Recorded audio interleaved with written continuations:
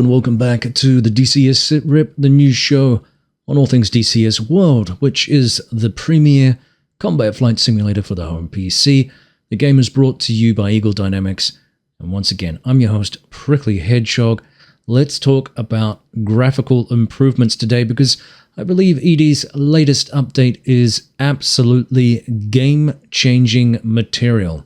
It ushers in a new era of visual fidelity, not only for DCS World, but I think also for the flight simulation genre as it stands right now. This is an incredible effort from the ED studio, which, in fairness, is considerably smaller than the heavy-hitting Microsoft Asobo combo producing Microsoft Flight Simulator 2024.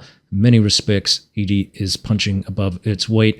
They have achieved something that is truly special. So let's talk about the newsletter and what they said. And according to the blurb, this week's updates include the addition of the new fog and dust technology, something we've talked about recently in detail with the white paper. They also added the mission editor multi-select tool, fixes to weapons guidance, both air and ground AI behavior improvements, and map tools, along with the object draw distance and contrails improvements. Individual aircraft modules, including the Viper, the Hornet, and the Apache, have received substantial updates that address radar inconsistencies, weapon deployment errors, avionics errors, and more. The update also features new functionality and fixes for the F-5E, not the S, but the CH-47F, the Chinook that is, and other aircraft, along with refined training missions, enhanced synchronization and multiplayer, and improved performance. That's definitely something I've noticed with this latest patch. The game is running really well, especially in VR. Now, despite all the criticism of Pimax recently, I have to say the game is running absolutely fantastically with the Pimax Crystal Light that I'm using right now.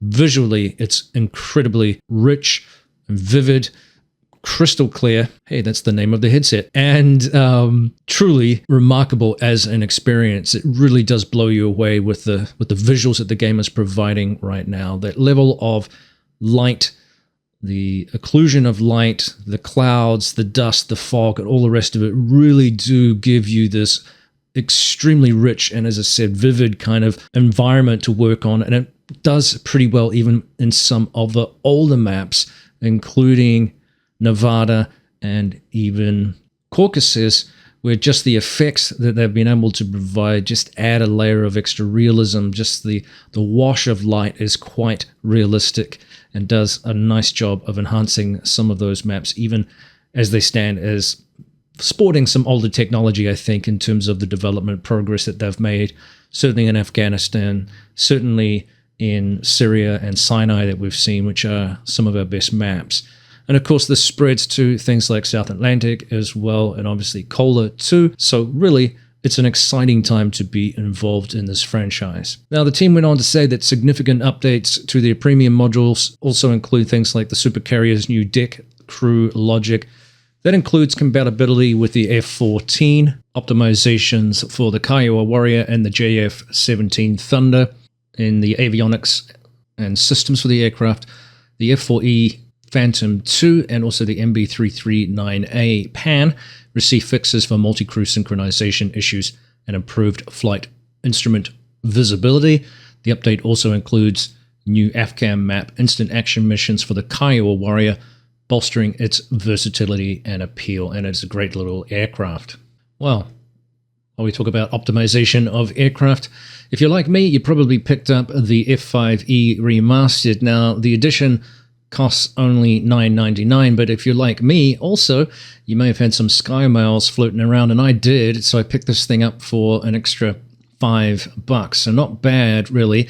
$65, I guess, as a total price for me, although I can't remember exactly how much I paid for it. So, as I said, for those of you who already own the F5E, you can get the upgrade for just $10 for a 3-month limited time frame right now.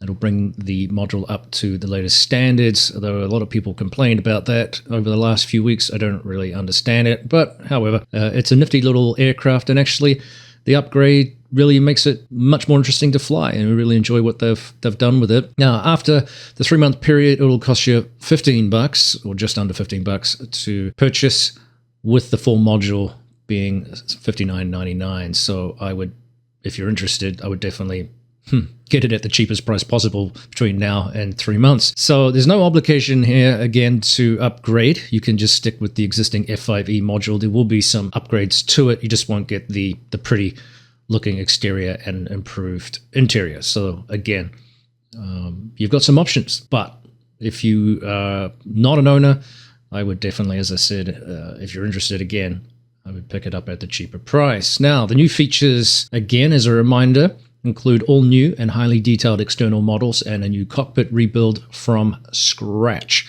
There's 3 different helmets and 4 separate liveries. There's new and highly detailed pilot models, which are great for virtual reality. I would agree with what I've seen there. Detailed gun bays and removable panels now. New ramp covers for parked aircraft. The new liveries, along with the new and more detailed texture template, include standard neutral grey, Swiss Air Force two-tone grey, Austrian Air Force 2 Staffel, Norwegian Air Force 338 Squadron 215, MiG-28 Top Gun Black, Aggressor Navy Blue camouflage, and Aggressor Desert camouflage. This is for VFC 13. Now, new liveries are coming, which are going to include Vietnam 1970s, Islamic Republic of Iran Air Force, Imperial Iranian Air Force, Swiss Air Force Demo Team, Aggressor Forest camouflage. So some nice looking liveries on the way to give us a little bit of variety. Now, they went on to kind of add a little bit more by way of explanations. The original DCS F5E product is now no longer available for purchase, and the new remastered version is available at full price of $59.99. Note, though, that the existing DCS F5E and the DCS F5E remastered owners will receive many improvements and fixes in the latest DCS update. Eagle Dynamics eShop upgrade option for existing DCS E5 owners. If you already own the DCS F5E module, this upgrade is a remaster of your current aircraft. Installing the remaster replaces your existing module without creating a new aircraft entry in DCS. All your F5E mission content will be carried over. Simply purchase the remastered version, update to enjoy all of your latest enhancements that are coming to this nifty little aircraft. Now, for Steam upgrade options, if you already own the original Steam version, this upgrade is a remaster of your original aircraft, so please purchase the $10 or $9.99 edition DLC to receive the latest version. So, yeah, nice little update. Well done, Eagle Dynamics. I think it's good to see older aircraft still getting some love. There was some complaints recently about the fact that ED wasn't doing this kind of thing, that existing modules are not getting any updates, and I'm just... If I had here, I would have teared it out by now, or torn it out, excuse me, by now, because some of the comments are just, I don't know if people don't listen, or if they don't read, or maybe it's just people that haven't been with the franchise that long. Some of these aircraft have been around for a while, hence we have upgrades. The A10C2 is in its 2nd iteration. The Black Shark 3, it's in its 3rd iteration. I expect as time progresses with the franchise, we will see other aircraft get updates. One that I'd love to see, for example, is the Huey, which is a little bit tired. There are others as well. So, yeah, interesting times. And I had some other questions about whether or not this was Flaming Cliffs 2024 version. No, it's separate from that. That is, remember, a simplified version of the same aircraft. This is a much more comprehensive update. It has a lot more, well, it's a fully clicky cockpit for starters, so it's a full fidelity version of the Flaming Cliffs 2024. So technically a better version, but they introduced some aircraft to Flaming Cliffs just to bring it, a little bit more up to 21st century standards. It's not a bad way of getting into the game, but you will find limitations with those aircraft after a fashion. The Su-27 is really fantastic, but is one I'd love to see as a Red Air Force edition, but that's unlikely to ever happen. Hopefully we'll get some news on the MiG-29, although we are rapidly running out of time before the end of the year ends. It's been a challenging year, I think, for DCS World, but I must say the images that hopefully you're looking at right now with regards to the new fog and dust and things looks absolutely amazing. And what I thought was really interesting is that you can set up some light rain, and it's not across the whole map. There is some variation depending on where the clouds are and things like that. So it's very, very, very well done. And I'm just going to leave you, I think, with some images to round out this particular video this week. Just a short update, although it's packed with information. To get more information, I'm going to refer you to the change log. I'm not going to go through the change log this week.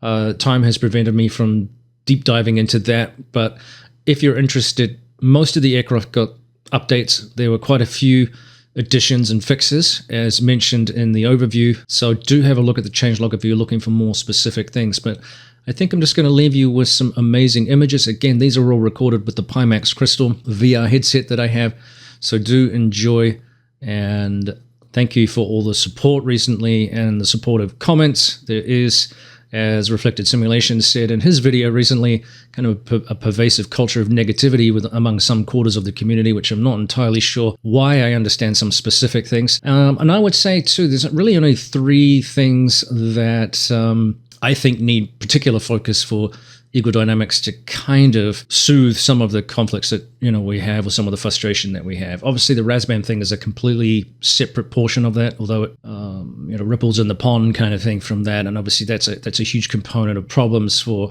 Eagle Dynamics. But the key area that I'd love to see is the continued improvement in AI, which I think they are definitely working on. The dynamic campaign, again, it's something that they're definitely working on. Not fast enough for everyone's satisfaction, of course, I understand that. And then the ATC stuff as well. So anything to do with that overlaps a little bit with the AI stuff, but I think improvements in that area will go a long way. I have to say the Supercarrier deck crew thing was really, really cool.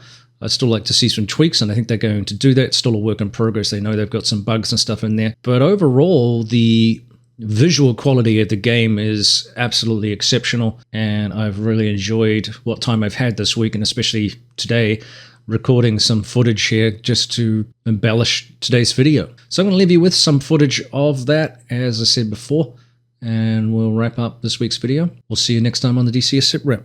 Cheers.